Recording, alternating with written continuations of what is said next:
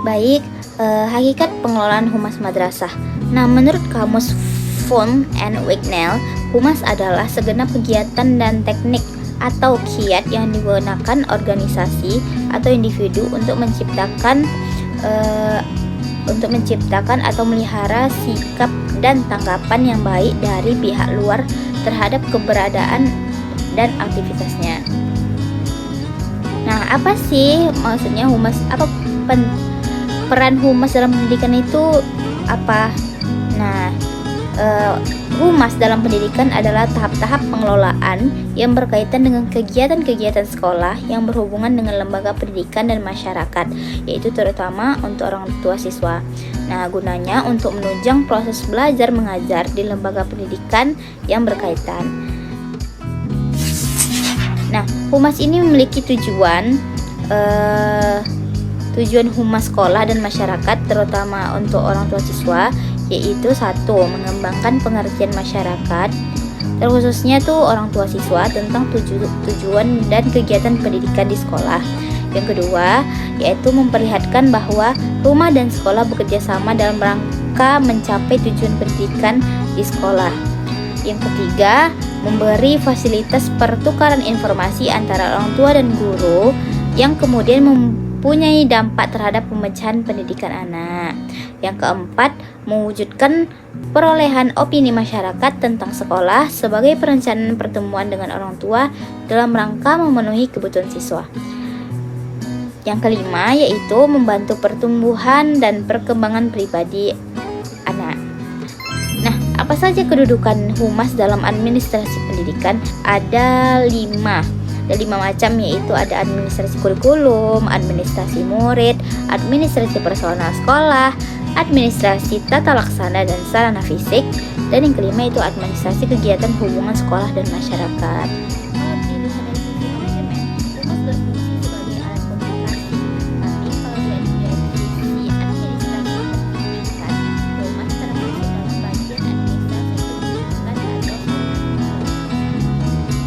Nah, fungsi dan peran hubungan sekolah dengan masyarakat adalah menarik simpati masyarakat umumnya serta publik khusus, sehingga dapat meningkatkan relasi serta panimo pada sekolah tersebut. Baik, yaitu selanjutnya adalah peran humas.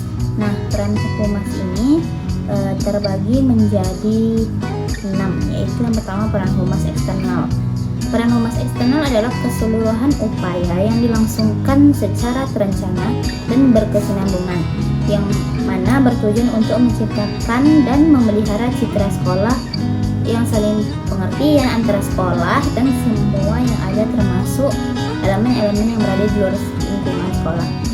Humas eksternal ini diciptakan sebagai alat komunikasi bagi sekolah dalam menyukseskan kegiatan dan visi misi sekolah.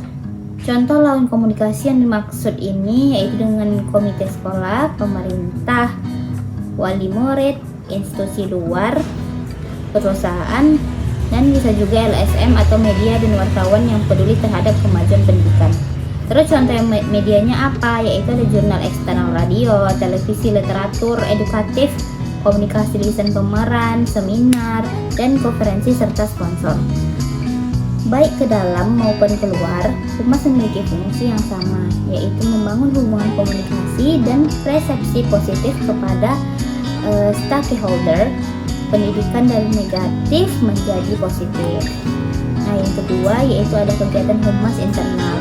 Menurut M. Linggar Anggoro tahun 2001, kegiatan humas internal lebih diutamakan untuk membangun komunikasi dan distribusi informasi ke personal di lembaganya, seperti pada guru, pegawai, atau organisasi siswa.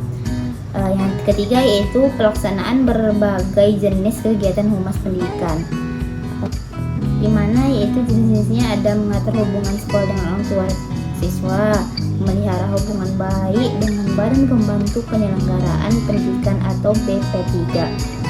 Terus yang ketiga, memelihara dan mengembangkan hubungan sekolah dengan lembaga-lembaga pemerintah, swasta, dan organisasi sosial.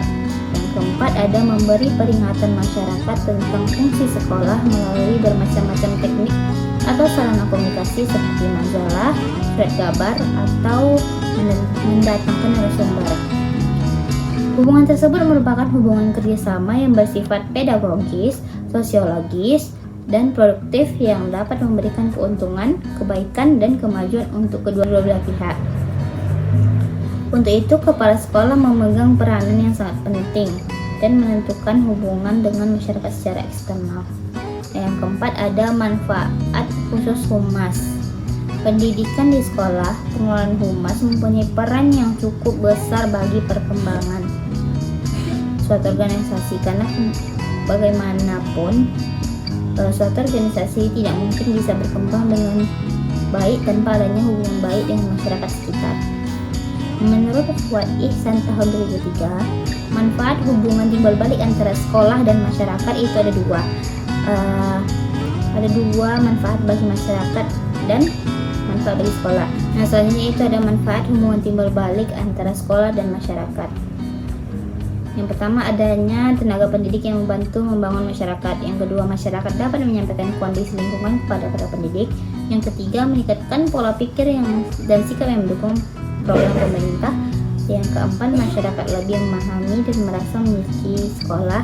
Yang kelima, mendorong kemajuan masyarakat melalui kerjasama dengan sekolah.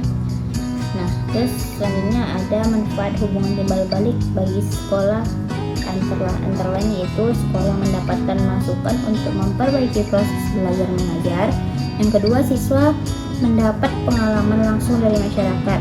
Yang ketiga, masalah bisa dipelajari dari berbagai sudut pandang. Yang keempat, sekolah lebih memahami kebutuhan masyarakat. Yang kelima, bisa memanfaatkan sumber dari masyarakat. Yang keenam, mendapatkan bantuan seperti ide, dana, dan fasilitas. Yang ketujuh, masyarakat bisa menjadi tempat praktik belajar siswa sesuai mata pelajaran.